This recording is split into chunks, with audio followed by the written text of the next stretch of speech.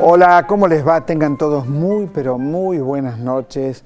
Esto es Otra Trama y les cuento que está ya con nosotros un gran escritor argentino. Usted lo conoce, le voy a mostrar el libro, Alan Pauls, Historia del Dinero. En instantes vamos a hablar con Alan. ¡Qué prosa!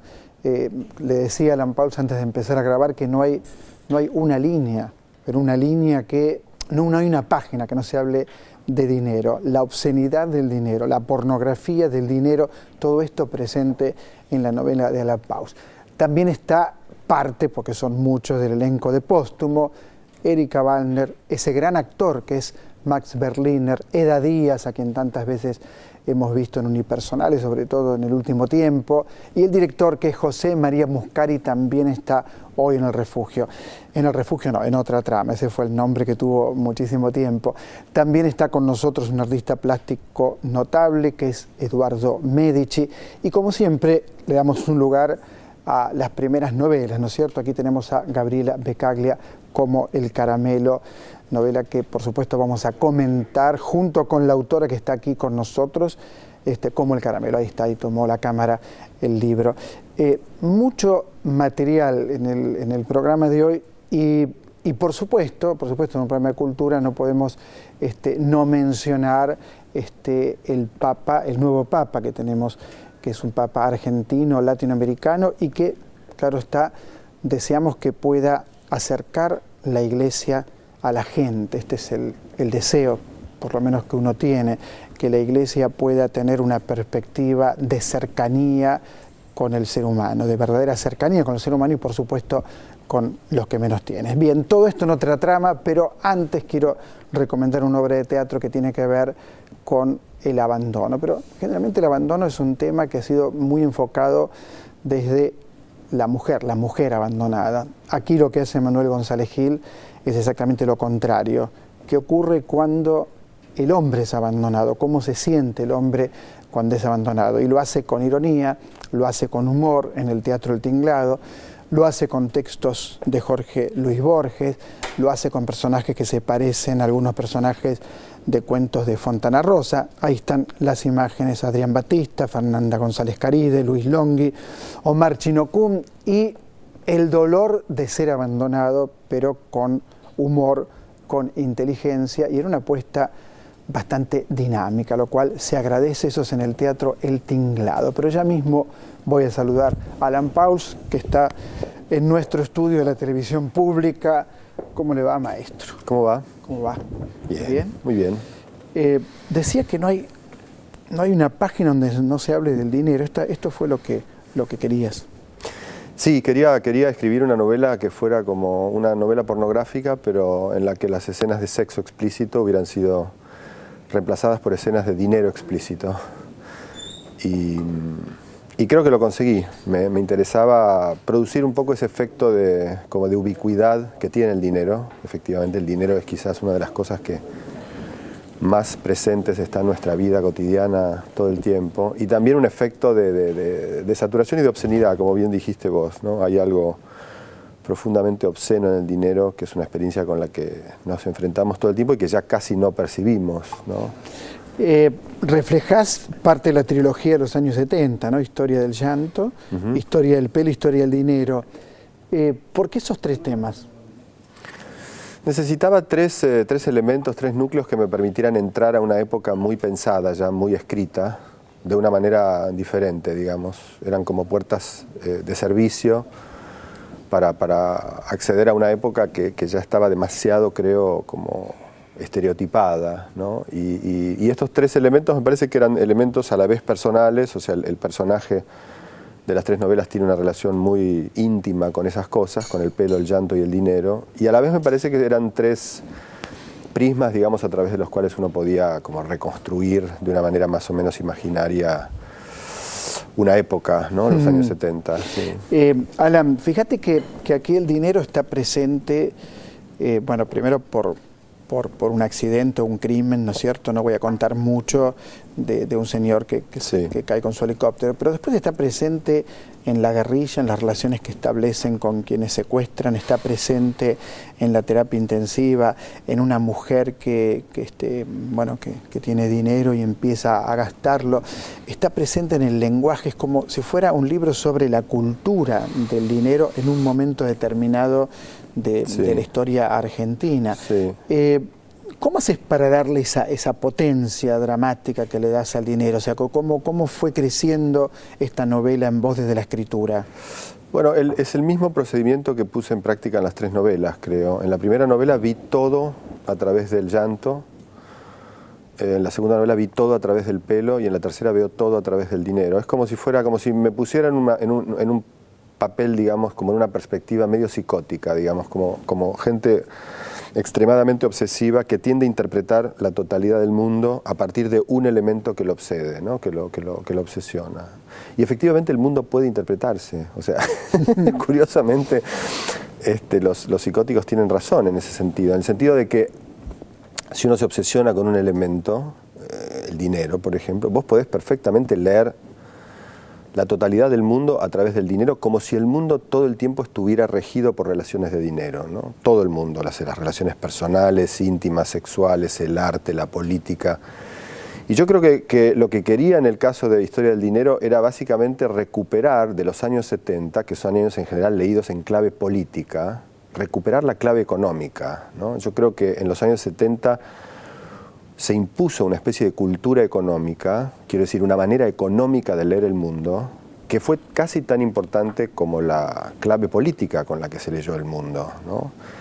En el sentido de que en los años 70 empezamos a desarrollar ciertos comportamientos, ciertas neurosis, ciertos reflejos automáticos que tenían que ver con el dinero, con el funcionamiento demencial que tenía el dinero, que después medio se nos incorporaron y que ahora tomamos casi con naturalidad, ¿no?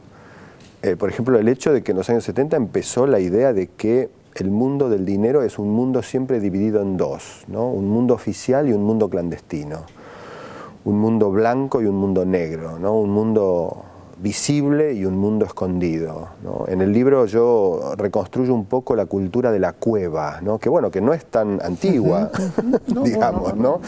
No, sí, donde se busca, digamos, el dólar negro, exacto, donde se buscan los bonos, exacto, que no sé exactamente donde el dinero funciona como si tuviera otra personalidad, digamos, ¿no? Una especie de personalidad diabólica, enigmática, oscura, que nadie entiende muy bien, en la que uno depende de gente a la que nunca ve, ¿no? Hay como una dimensión... sí, y donde el dinero tiene valor por sí mismo, no como un valor en el sentido que te puedas comprar el saco que tenés puesto o viajar, sino un valor que ya lo excede como lugar de cambio, como lugar de intercambio. Me interesaba mucho, que es algo que siempre me interesa, la dimensión enigmática del dinero, ¿no? Por eso también el libro, como los otros dos, es un libro que ubica a su personaje, digamos, en su infancia al principio. Y en este caso, porque me parece que la infancia es el momento en el que uno se hace las primeras preguntas en relación con el dinero, ¿no? Y quizás yo creo que el dinero es una de las cosas más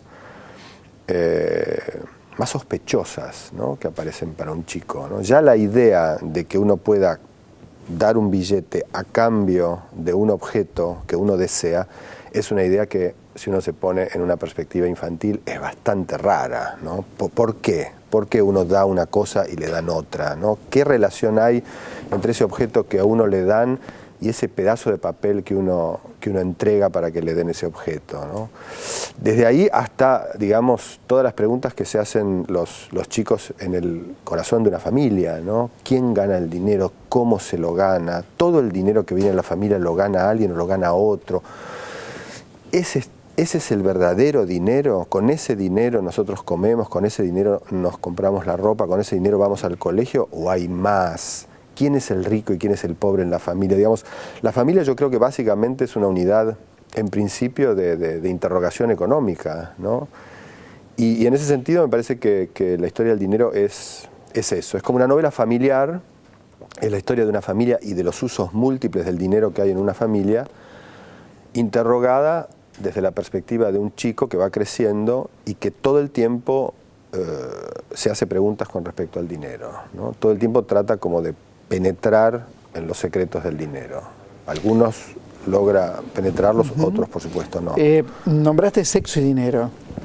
¿Qué podríamos pensar dentro del capitalismo, esa especie de excitación que produce el dinero? Y que en la novela, cuando uno dice una novela pornográfica donde el dinero está en primer punto, es como escribir sobre pornografía, pero el dinero es el falo.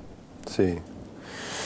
No sé, yo siempre tengo el recuerdo de cuando era chico, de caminar por la calle Florida con mi padre y de escuchar como las voces de los arbolitos, claro, ofreciendo cambio, cambio, cambio. Y me acuerdo mucho de la primera vez que fui a Nueva York y caminé por la calle 42, que en ese momento era la calle como... Sí, la calle prohibida. Densa de Nueva York, y los traficantes de drogas, digamos, o los dealers, más bien los vendedores, ofreciendo todo el tiempo como los mismos susurros que los arbolitos porteños, drogas o sexo o peep shows o lo que fuera, ¿no?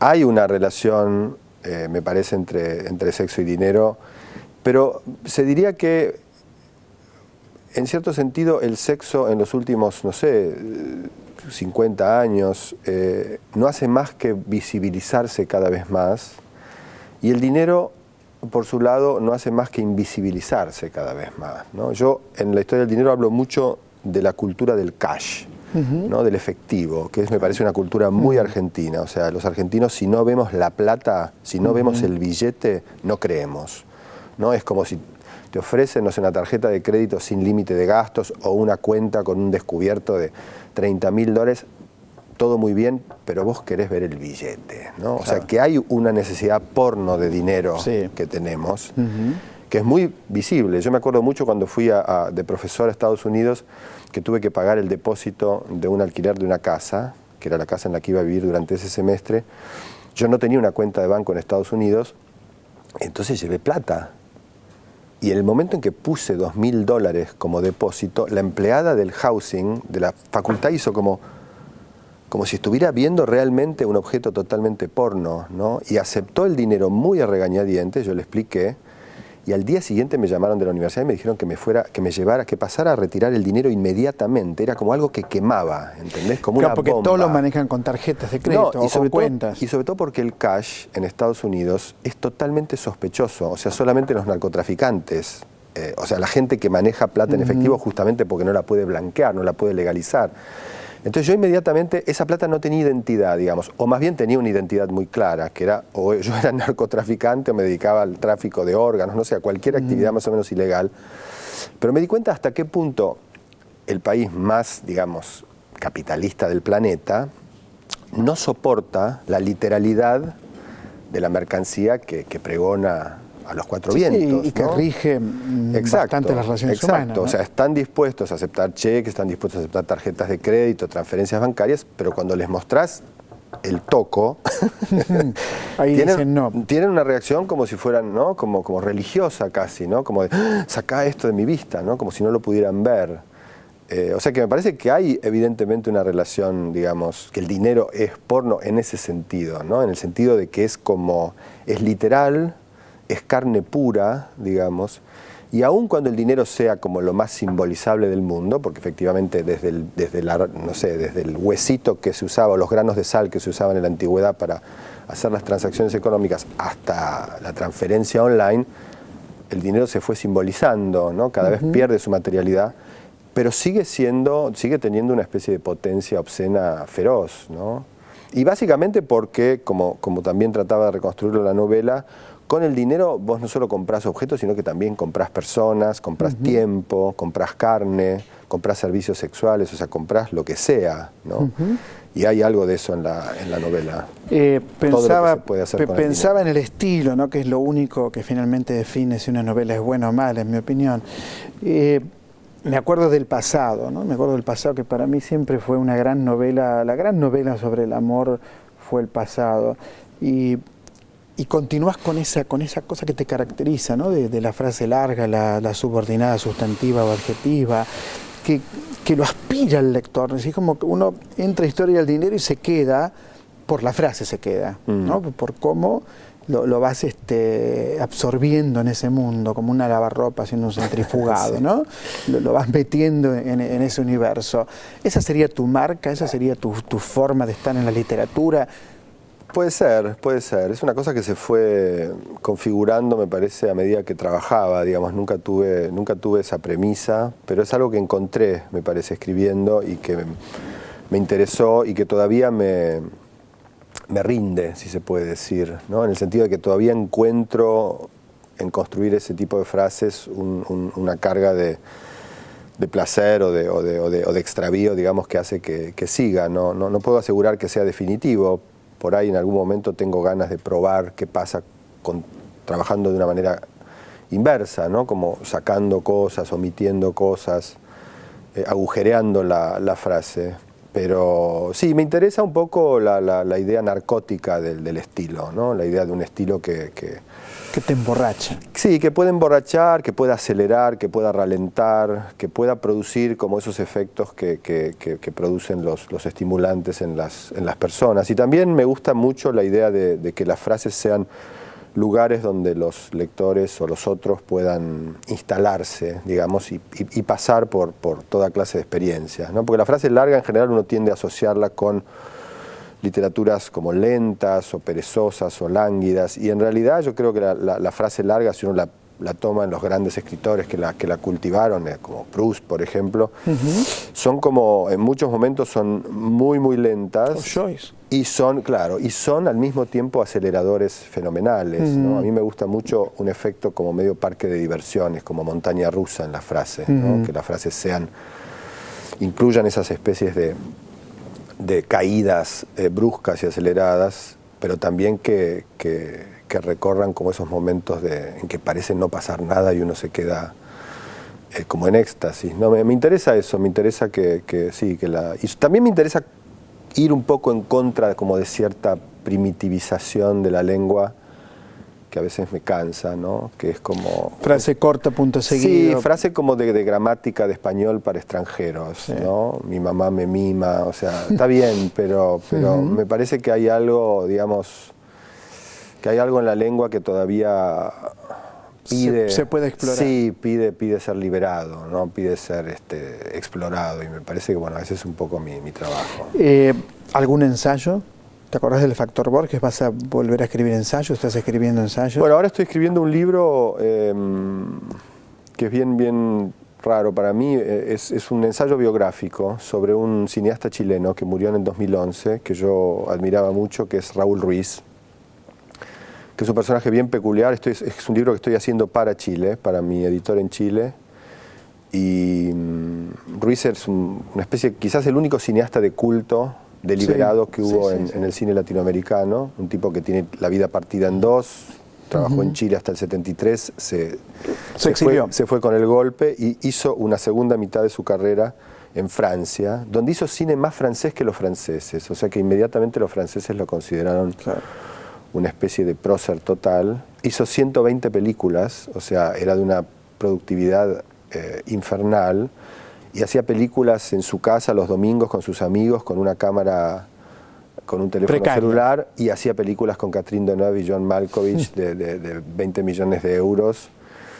Estaba con la misma comodidad en el mundo, digamos, mainstream y en el mundo ¿Se publicará en la Argentina el libro? Yo creo que sí. Es un ensayo que hice mucho trabajo de investigación, hablé con mucha gente, así que estoy escribiéndolo ahora. Alan Pauls, te felicito por Historia del Dinero, apasionante. Apasionante, y a usted le digo que se encuentre, como siempre digo, encuéntrese con la novela, devórela.